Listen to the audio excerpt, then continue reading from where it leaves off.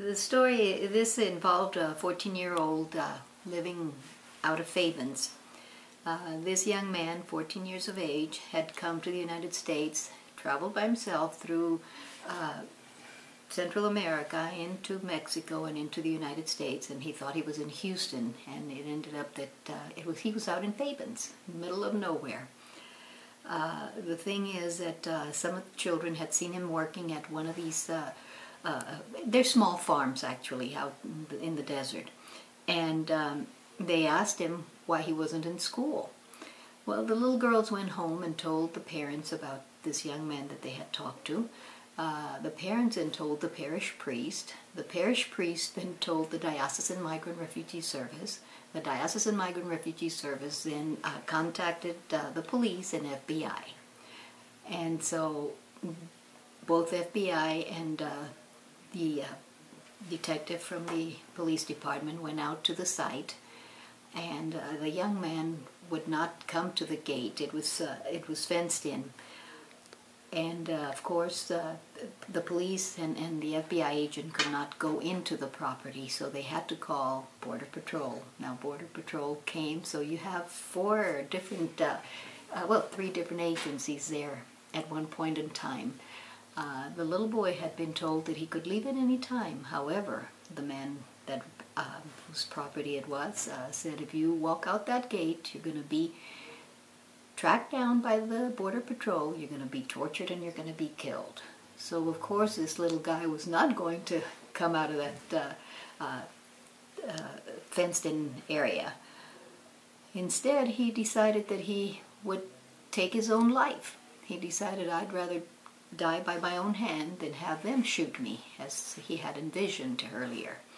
So he took an electrical cord and started wrapping it around his neck, and of course everybody, they rescued him. They brought him to our safe haven, and although I do want to reiterate that our safe haven is a secure location, we generally do not put our victims at the Salvation Army because of the security reasons, and we have too many children at Salvation Army for them to be jeopardized and harmed in any way, because these traffickers will come and try to find their property. So what happened after that, they did take him to the safe haven. I was called, and this young man, we didn't know whether he was going to hurt himself. We didn't know whether he was going to run away. So because he was undocumented and also a minor, unaccompanied, we needed to have someone stay with him at the safe haven, which I did.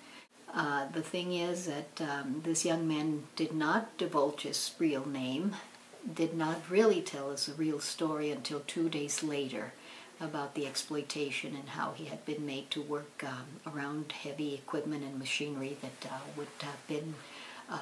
could have hurt him. He also had been promised pay, but was never paid.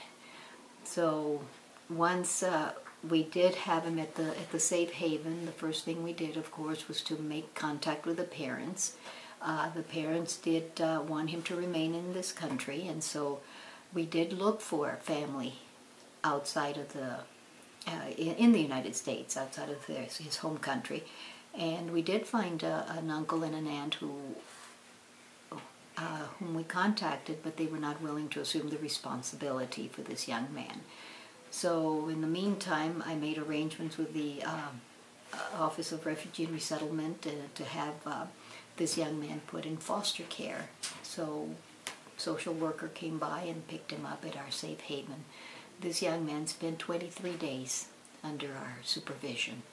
Meantime, we provided him with medical care. He had indicated to us that he had drunk water out of cattle troughs as he was trekking his way in the desert. So, of course, he needed something for his stomach because he had been having problems. Also, jumping trains and jumping whatever it was that, the dangers and what they have to go through in order to reach this country. He had hurt his elbow and his eyes, and so all of those things were taken care of. He was given a parole.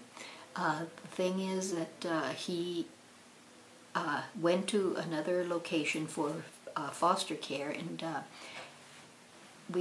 I haven't heard from him or seen him in last year, but we did keep in contact, and he did keep in contact with the other residents, and he was doing well and will be in foster care until the age of 18. There was no prosecution because there was not sufficient evidence against the man that held this young man.